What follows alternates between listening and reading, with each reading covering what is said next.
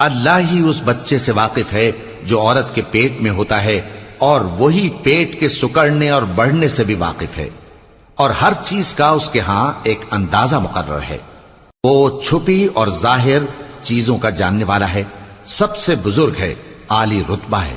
کوئی تم میں سے چپکے سے بات کہے یا پکار کر، یا رات کو کہیں چھپ جائے یا دن کی روشنی میں کھلم کھلا چلے پھرے، اللہ کے نزدیک برابر ہے۔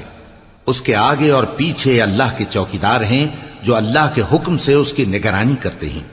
اللہ اس نعمت کو جو کسی قوم کو حاصل ہے نہیں بدلتا جب تک کہ وہ اپنی حالت کو نہ بدلے، اور جب اللہ کسی قوم کے ساتھ برائی کا ارادہ کرتا ہے تو وہ پھر نہیں سکتی، اور اللہ کے سوا ان کا کوئی مددگار نہیں ہوتا۔ وہی تو ہے جو تم کو ڈرانے اور امید دلانے کے لیے بجلی دکھاتا اور بھاری بھاری بادل پیدا کرتا ہے، اور رعد اور فرشتے سب اس کے خوف سے اس کی تسبیح و تحمید کرتے رہتے ہیں۔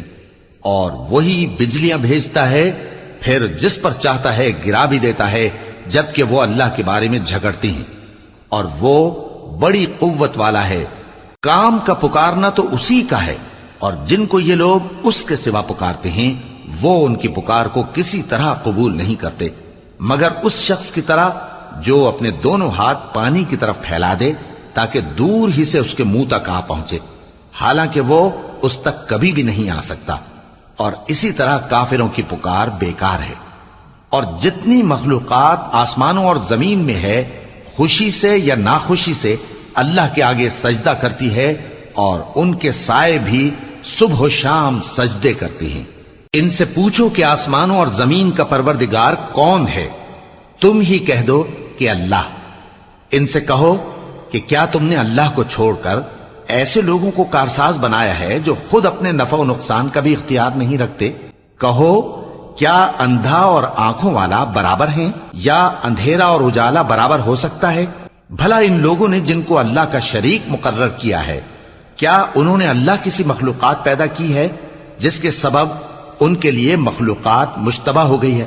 کہہ دو کہ اللہ ہی ہر چیز کا پیدا کرنے والا ہے، اور وہ یکتا ہے، بڑا زبردست ہے۔ اسی نے آسمان سے مے برسایا، پھر اس سے اپنے اپنے اندازے کے مطابق نالے بہ نکلے، پھر پانی پر پھولا ہوا جھاگ آ گیا۔